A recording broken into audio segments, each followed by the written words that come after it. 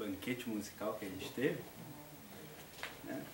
Esse auxílio, a gente está nas nuvens aqui agora, então vamos ver se a gente consegue ser um instrumento nessa noite, para que a espiritualidade possa trazer assim o esclarecimento para os nossos corações, para cada um de nós. Boa noite a todos. Boa noite. Que a paz de Jesus se faça presente em nossos corações. Nós agradecemos o convite da casa. Estamos representando nossa casa, o Núcleo de Estudo Espírita Chico Xavier, que fica ali no centro da Palhoça.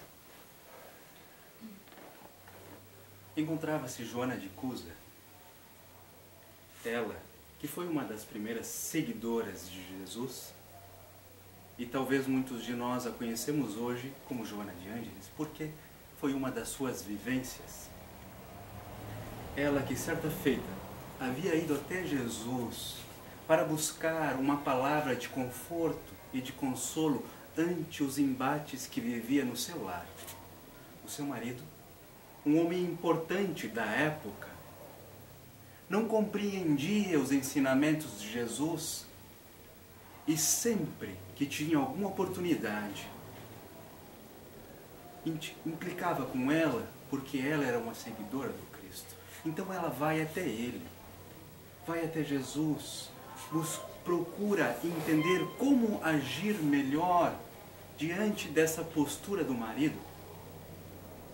Pergunta para ele: não devo eu obrigar que o teu evangelho, o evangelho do Pai, se faça presente no meu lar?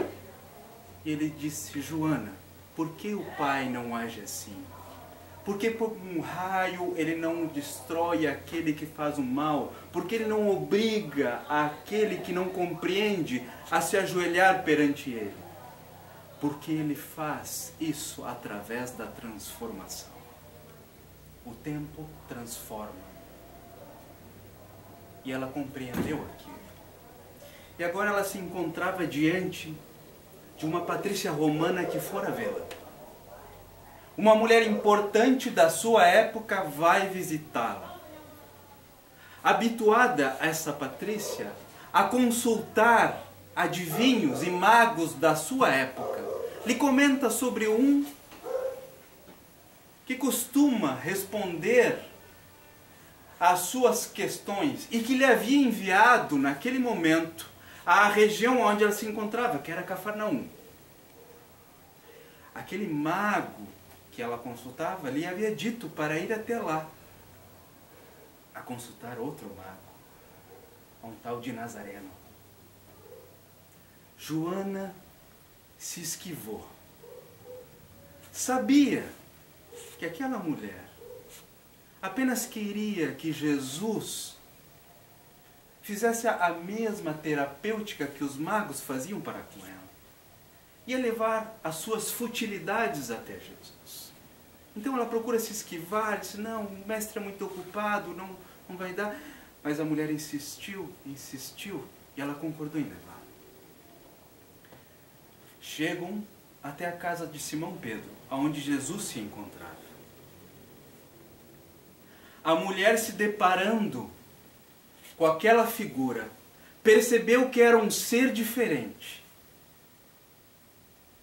Não era igual aos outros magos habituados que ela estava a visitar, porque ele a encarou de frente. Olhou fundo nos seus olhos, como ninguém havia visto.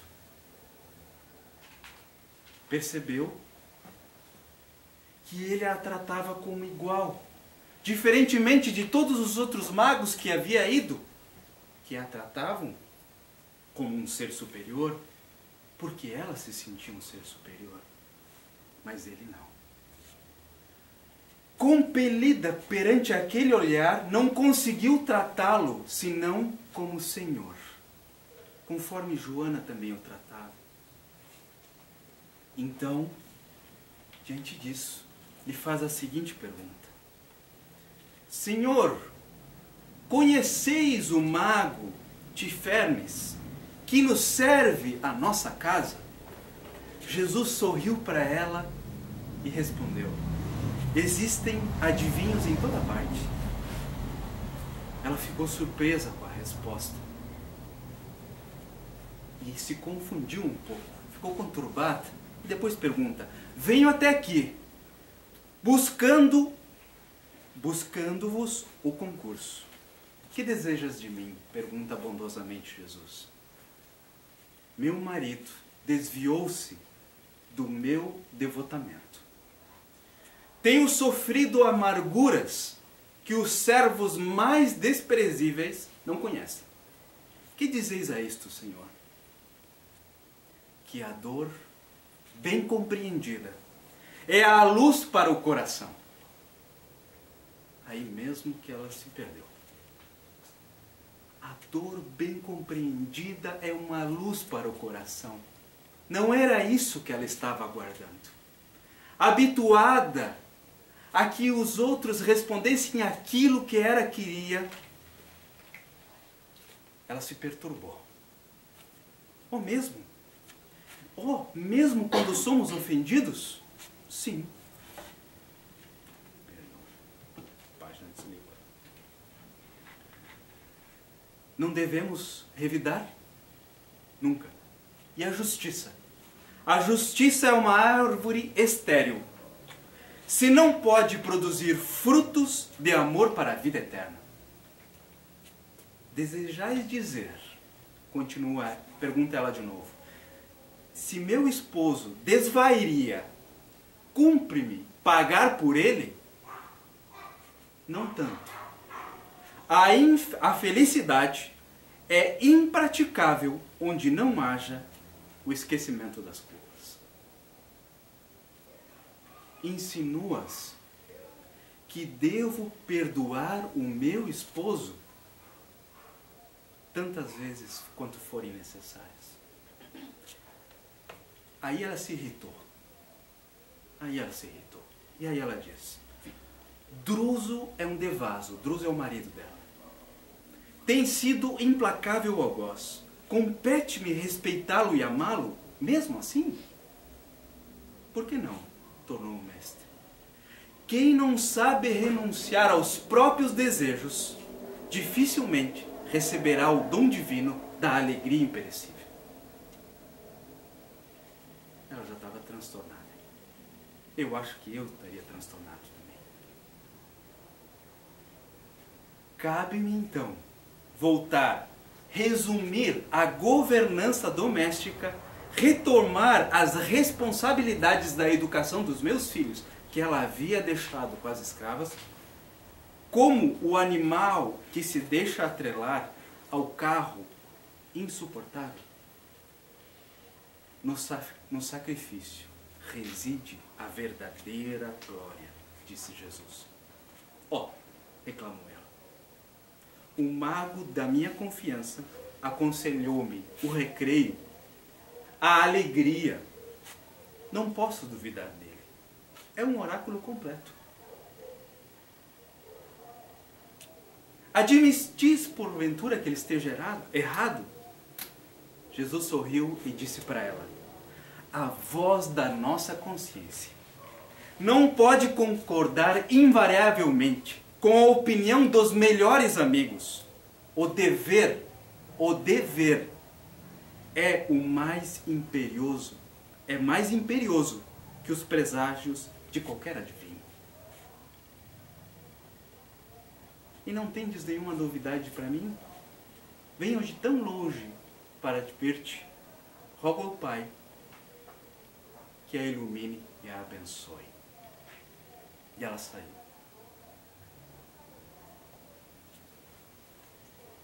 Essa história, essa narrativa, ela encontra-se no livro Luz Acima, psicografia do nosso querido Chico, pelo espírito de Humberto de Campos. Chama-se Oráculo Incompleto, porque quando ela vai embora, ela vai e diz, decididamente, este oráculo não é o mesmo. Mas a gente trouxe para exemplificar uma postura que muitas vezes nós também temos perante Jesus. Muitos de nós nos dizemos muitas vezes seguidores do Cristo por cumprirmos certas obrigatoriedades exteriores. O culto exterior, comportamentos exteriores e muitas vezes agimos como ela, em uma postura de que eu peço e ele tem que fazer o que eu desejo. Mas quantos de nós verdadeiramente conseguimos ir até o Cristo de verdade? A mensagem desta noite é do capítulo 6 do Evangelho segundo o Espiritismo, que trazemos para a reflexão, Cristo Consolador.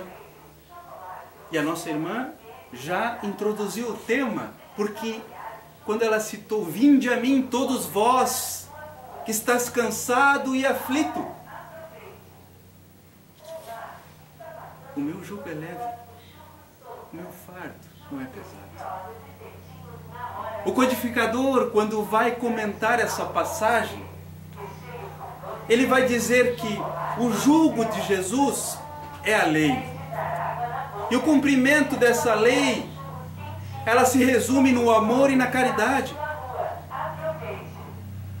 Mas quantos de nós conseguimos perdoar as ofensas dos outros? Pensemos que se nos dias de hoje... É Tiago, tá?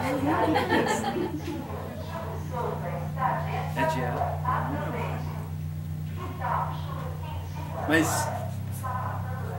imaginemos, meus irmãos, que há 2000 anos atrás ele nos proporcionou o ensinamento de que hoje muitas escolas da medicina e da psicologia se debruçam ante o perdão, ante a mágoa, ante as causas, o que leva à mágoa, o que leva ao ressentimento, as causas que isso, quer dizer, os efeitos que isso vão trazer em nosso corpo físico.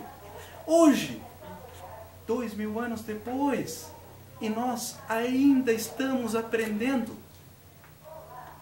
Conhecedor da psique humana como nenhum outro existiu antes, ele nos proporcionou, em seu tempo, o caminho que nós deveríamos seguir. Não apenas um caminho exterior, não apenas um cumprimento de rituais como nós transformamos através ao longo das existências o culto religioso, a sua adoração, mas sim o culto dele em nós, para que os milagres ocorram conforme a música disse. Não os milagres como muitas vezes nós o entendemos, mas a transformação que se dá em nós quando isso late no nosso coração, quando isso está dentro de nós.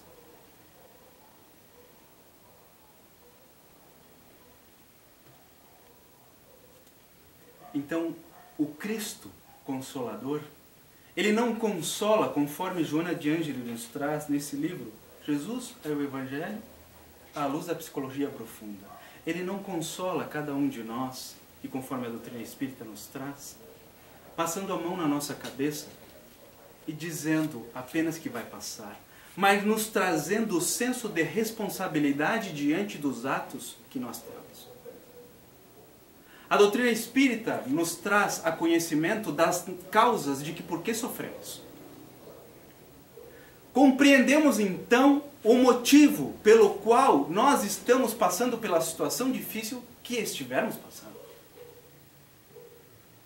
Seja o motivo causado dessa vida, quando eu faço uma análise dos meus comportamentos e eu compreendo, não, realmente, o fato que está me acontecendo agora foi causado por mim já agora. Eu entendo isso. Mas há fatos que eu não consigo compreender. Fogem do meu alcance agora. Eu tenho um filho, ele nasce com uma limitação física. Não compreendo por que ele nasceu com essa limitação física. Ele não fez nada nessa existência para que ele tivesse essa limitação física. Vem a doutrina espírita e nos traz das causas anteriores. Causas anteriores. Não são dessas. O resultado, ele está colhendo agora, das causas são anteriores. Compreendemos melhor. O conhecimento disso nos proporciona um consolo, uma esperança, uma fé no futuro, porque ele não vai ser sempre assim. Essa existência, ele está nessa condição. Mas a certeza que eu tenho de que essa condição atual está auxiliando ele para resgatar um erro que ele mesmo cometeu no passado e que eu posso ter sido cúmplice, me traz fé no futuro. Esse só foi um exemplo. São muitos os exemplos que nós temos. Mas para aquele de nós que não acredita que eu sou um espírito imortal, que cada um de nós é um espírito imortal, que a existência física é uma escola do espírito, aonde cada oportunidade que nos é dada, cada oportunidade que nós temos, que cada dia é uma oportunidade de aprendizado, seja ele do intelecto, mas da moral também, através dos relacionamentos que nós temos e do esforço que nós fazemos, para que esses relacionamentos sejam harmoniosos, são os aprendizados que nós extraímos da vida. E de que a vida continua, que essa existência é uma de tantas outras que eu já tive. E inúmeras outras irei ter, para que eu possa equilibrar assim o meu intelecto e a minha moralidade em perfeita harmonia. Aquele que não acredita, a vida é um fardo muito maior. A vida é apenas agora.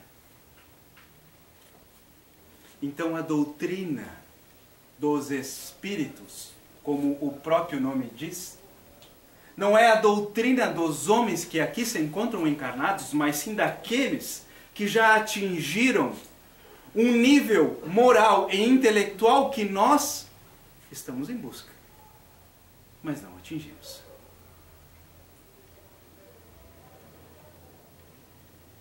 Então eles compreendem o que nós estamos passando, seja um coronavírus, mas cada um de nós também vive uma dificuldade, uma prova, porque para cada um de nós é diferente. Eu posso estar passando pela mesma situação que o Alexandre, a mesma situação, mas para mim é diferente para ele. A forma como eu vou lidar, a forma como eu vou reagir, para cada um de nós é diferente a situação. Não é uma dor igual. Uma dor igual no sentido de como eu vou sentir. Mas eu posso compreender talvez o que ele esteja passando, porque eu estou passando a mesma situação. Aí nós criamos a empatia, a compaixão.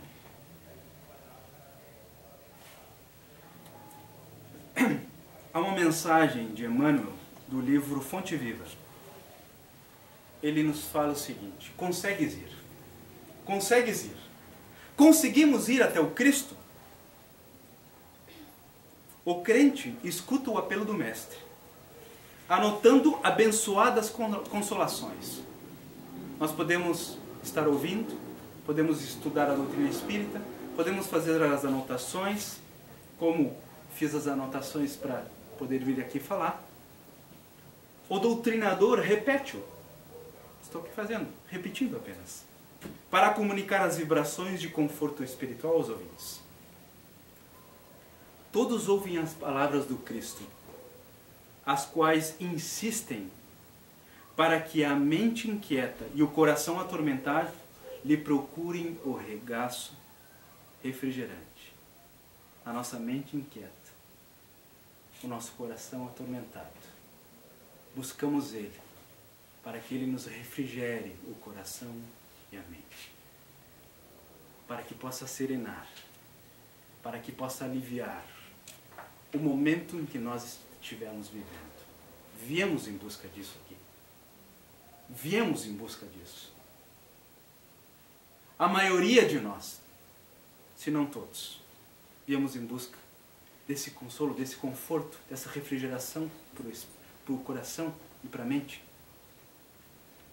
Contudo, se é fácil ouvir e repetir o vinde a mim do Senhor, quão difícil ir para Ele.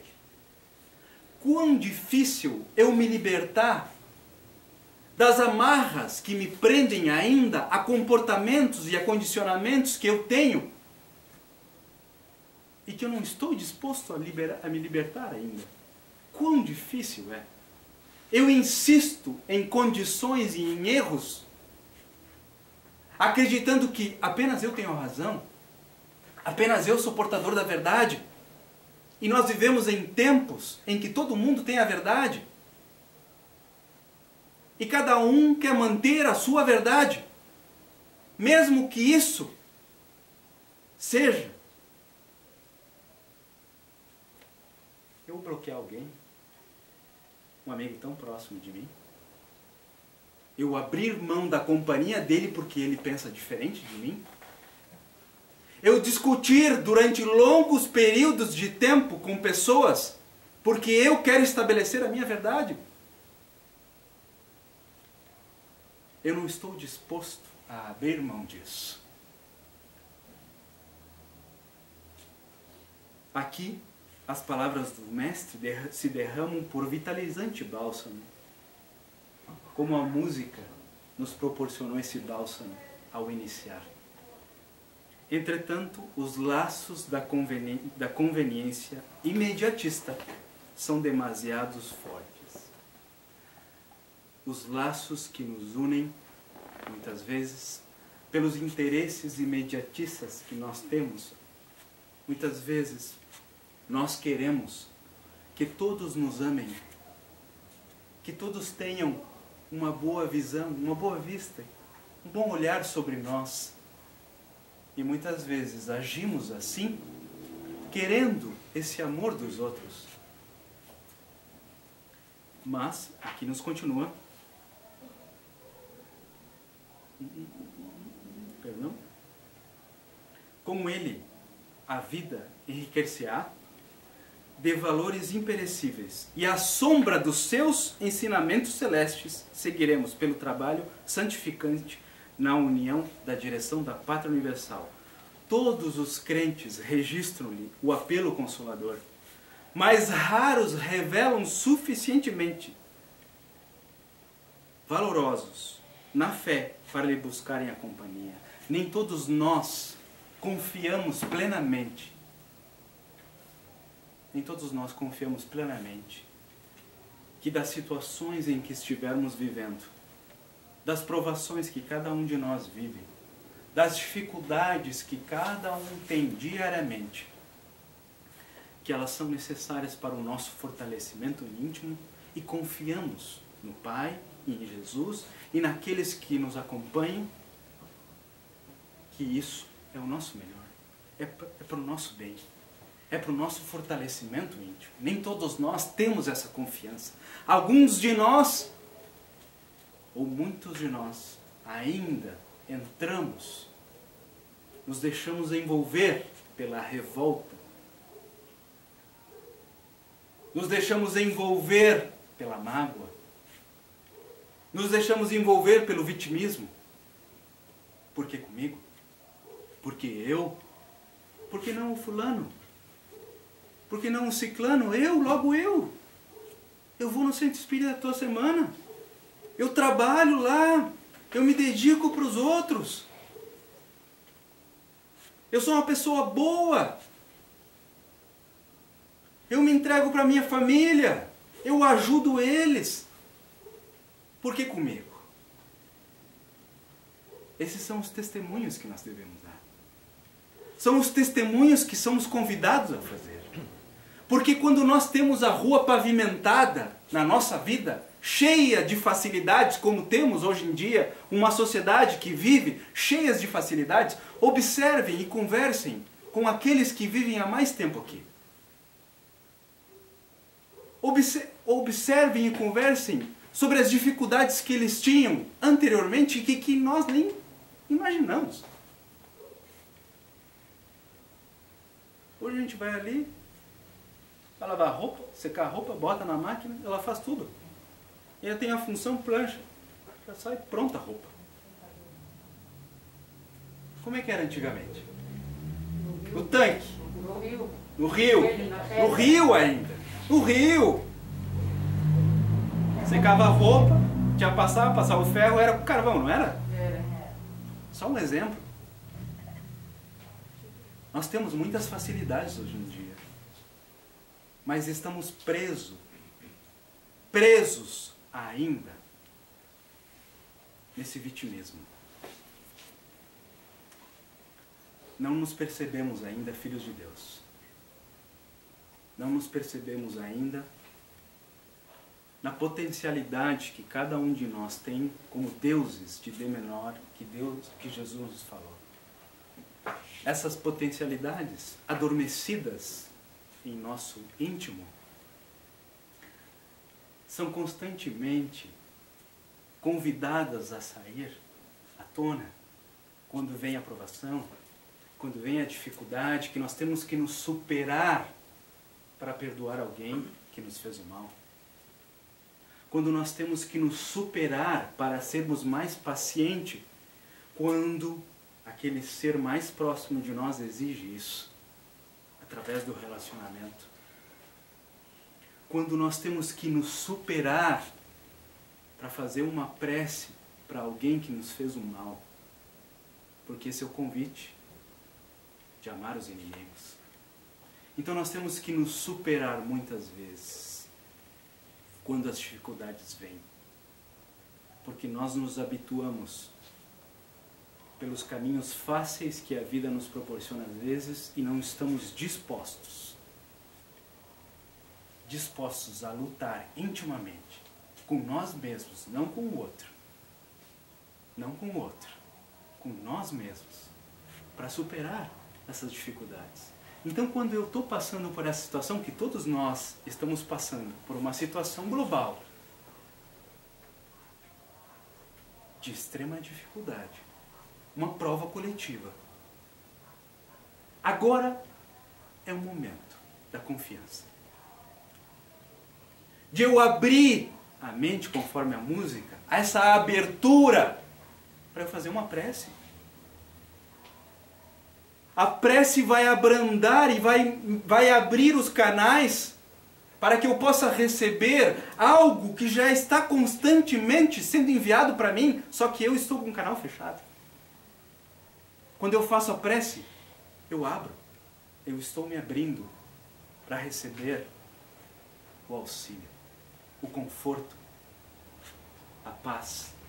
Mas não uma paz que o mundo nos proporciona, que é a liberdade, quer dizer, eu estar livre de problemas. Porque não, nós vivemos em um mundo aonde teremos muitos problemas ainda, até que nós possamos aprender com eles. Porque esses problemas são causados por nós mesmos.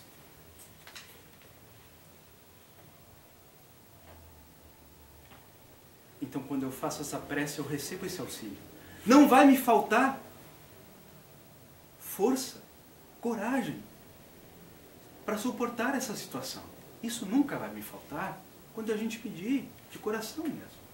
Não me é negado, não nos é negado. Então a prece tem esse poder. E o bem. Conforme Emmanuel nos fala, o bem é o alimento da alma. Se nós nos alimentamos diariamente de comida, porque o nosso organismo físico precisa, o bem é o alimento que nós precisamos para a alma. Então, sempre quando nós tivermos oportunidade e nós as temos de fazer o bem, façamos. Sem vergonha. Porque hoje em dia, muitas vezes fazer o bem é algo tão diferente. É algo tão raro que a pessoa até se sente intimidada muitas vezes de fazer o bem. mas todos os dias nos é dada essa oportunidade. Hoje é mais difícil a gente dar um abraço, a gente dar um aperto de mão, mas ainda podemos cumprimentar as pessoas. A educação moral que se deixou ao longo do tempo acreditando que isso era algo passageiro, já não é mais necessário. É um ato de bem, dar a vez, as pequenas ações para que depois nós possamos fazer as grandes ações. Muitas vezes eu acredito que fazer o bem é eu ser um Chico Xavier, é eu ser um Divaldo Franco, mas eles tiveram que iniciar pelo básico para chegar a esse desprendimento. Nós podemos iniciar com o básico, dentro da nossa casa, dentro da nossa família. Ali, nos pequenos devotamentos e abnegações, porque conforme o Cristo vai nos falar nesse capítulo, o Cristo Consolador, se nós tivermos devotamento e abnegação na nossa vida, estaremos construindo o reino de Deus em nós. Em nós. Não é um templo, não é algo exterior, é dentro de nós. E o que é o devotamento e a abnegação? Pergunta para uma mãe ou para um pai que se dedicam aos filhos, que muitas vezes acordam de madrugada contra a sua própria vontade de querer continuar dormindo. Isso é abnegação. Fazer algo em benefício de alguém contra a sua própria vontade. Então eu nego a minha vontade, que ainda é egoísta muitas vezes, em benefício de alguém. E o devotamento é o que faz essa casa abrir toda semana. São as pessoas que continuam e persistem no bem, na entrega em relação ao outro. Se nós fizermos uma análise da nossa vida, a gente vai observar que nós temos sim oportunidades de devotamento e abnegação todos os dias.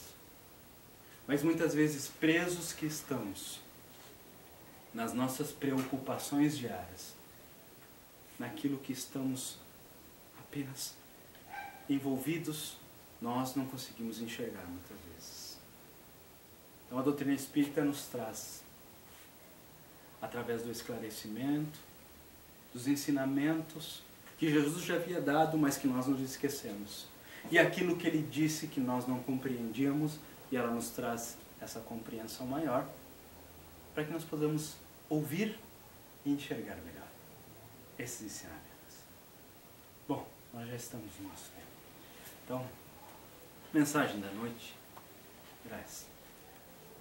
Agradecemos a atenção, o carinho, os olhares de cada um, a oportunidade que nos foi dada à casa de estarmos aqui, porque outro dia eu conversava com a minha mãe, depois de ter feito uma palestra, e disse: como foi, meu filho? Digo: mãe, eu precisava. Eu era o mais necessitado. Então essa noite eu era o mais necessitado.